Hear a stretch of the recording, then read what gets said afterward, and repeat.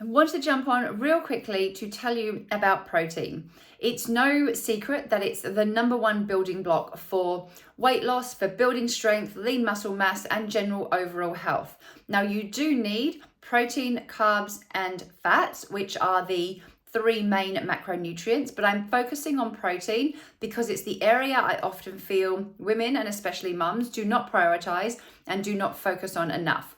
Now, protein, what is it?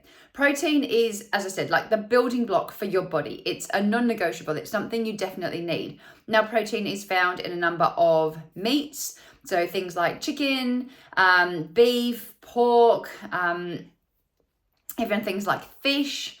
So any types of fish, whether it be tuna, salmon, whatever. It's also found in eggs. It's also found in some vegetables, found in some more plant-based sources, things like tempeh and tofu and beans, legumes, lentils, that type of thing, also in quinoa. So there is a number of sources. So that's what we're talking about today. So let me know if you have any questions about what is a protein, what isn't protein. But I want to give you a quick indication as to what you should be aiming for, and then some really quick, easy ways to get that protein in, because I get it. You're busy, you're running around after everyone else. It seems like there's not enough hours in the day to do anything, and it can feel like an uphill battle. So first of all, if you are just day to day, going about your day, you're, I say, moderately active in the sense of maybe you go for a little walk, maybe you just play around with the kids, you're looking for about 1.5 times your body weight in kilograms of protein per day. So if you are a, let's say, 60 kilogram female, let me do my calculations for you.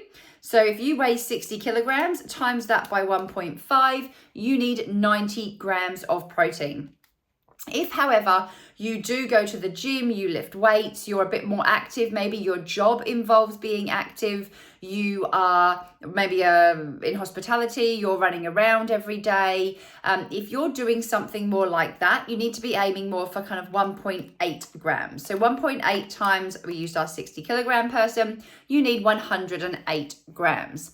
Of protein per day. So that's just to give you a general guideline as to what you need. To make that more accurate, I would definitely recommend getting a body scan, someone like an in-body scan.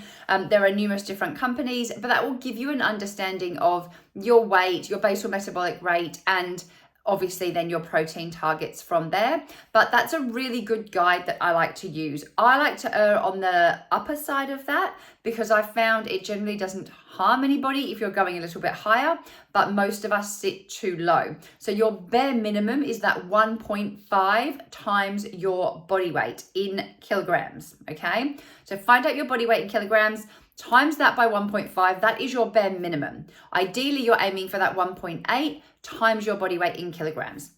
Now, using that first example as the bare minimum, if you weigh 60 kilograms, you need 90 grams of protein per day.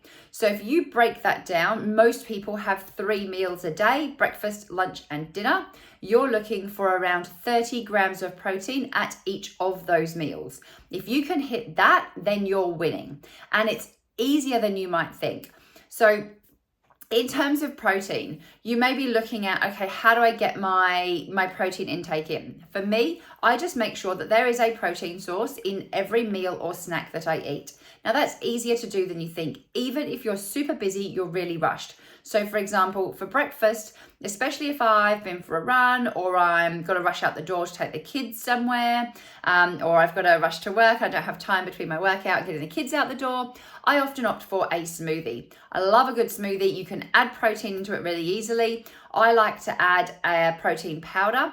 Generally, as a rule, protein powder. Now, I specifically looked at my protein powder, so I'm hoping to just clarify. So I wrote this down. I want to make sure I give you the right numbers. So my protein powder gives me approximately 25 grams of protein per serving or per scoop. So I can easily get my 30 grams of protein could be from that protein powder, plus depending on what else I've put in there, something else I've added, like maybe the milk or something along those lines.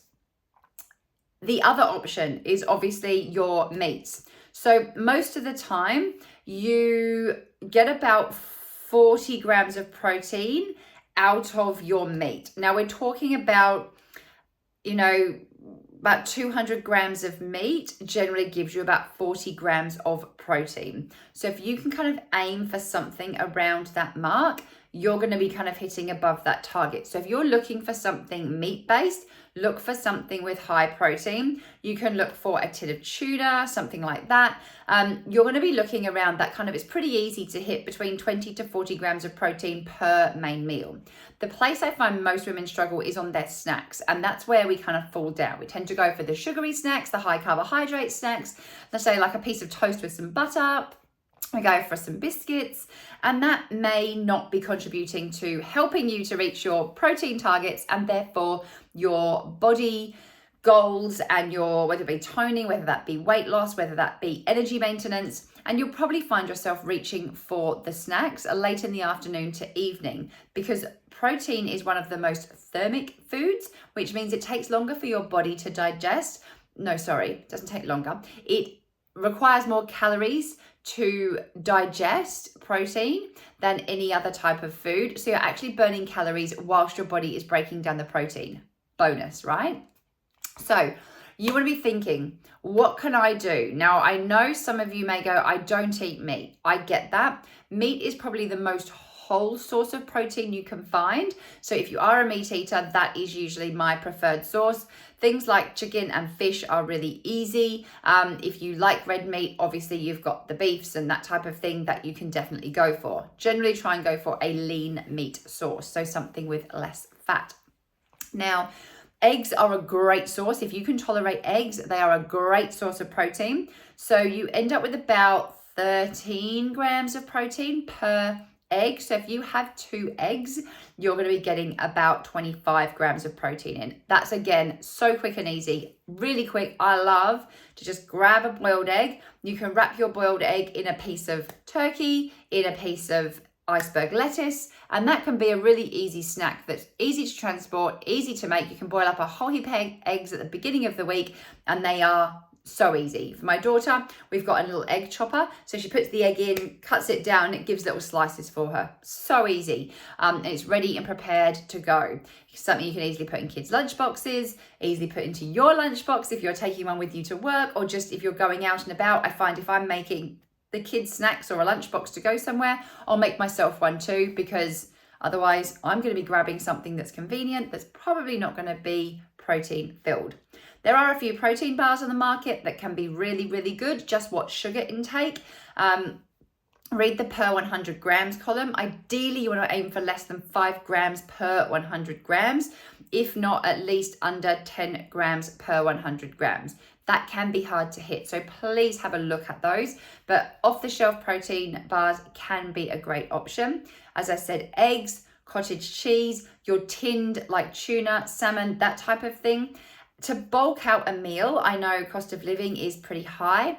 To bulk out your meal, a really, really easy way to do that, say you're making, say, spaghetti bolognese, or you're making a stir fry, to bulk up your kind of chicken or your meat component, add in some beans. I love to add in like some 4 bean mix, but easy chickpeas. You can add in black beans, you can add in some lentils. They will all help to increase that protein intake. They're super cheap. I think they're like $1 or $2 per tin, depending on which sort you get. I just like them in the tin, no preparation required. I just dump them on in. No one even notices, but it bulks up that protein content. So that's a really quick, good tip to add in your protein. Another way is to have some yogurt, Greek yogurt, something like that. Add your own toppings, tends to be less sugar inducing. The ones that have pre-added flavorings tend to have a bit higher in sugar, but you can grab one of those yogurt pouches. You can grab a pre-made little cup, and again, take it to work, take it at the fridge wherever you're going. Really easy. Add in some berries, perfect afternoon snack. It doesn't have to be complicated, right? Make it really, really simple. You can have a rice cake or a little biscuit with some cottage cheese on top. So easy. Again, you could put your boiled eggs on the top there. You can whip up scrambled eggs. I often do mine in the microwave. It literally takes seconds. Another quick go-to lunch that I love to do is I grab a tin of tuna, I grab a little microwavable rice that you heat in the microwave for like 40 seconds. I add in some tomato, some cucumber, some feta, some avocado, and a little bit of spinach. I just literally mix it all round. Voila, super easy, super healthy, protein rich lunch. It doesn't have to be hard. So even if you're on the road, even if you're traveling, even if you haven't prepared something, they can be really easy. My favorite go-to snacks that I like to make, I make these little egg cup things. They are literally just eggs and whatever I have left in the fridge. I make them up or pop them, literally whisk up some egg, put it in muffin tins with whatever you've got. You could have salmon, smoked salmon or something. You could have ham, you could have spinach, you could have whatever left over, like peppers, capsicums, whatever.